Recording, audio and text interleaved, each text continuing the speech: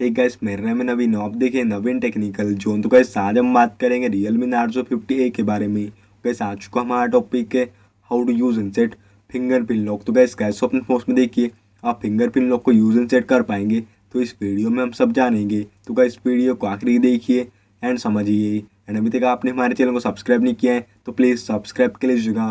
तो गाइस बिना time waste करें यह वीडियो स्टार्ट करते। तो आप अपने फोन में देखिए सिंपली करेगा डिफ़ॉल्ट सेटिंग्स ओपन कर लीजिएगा।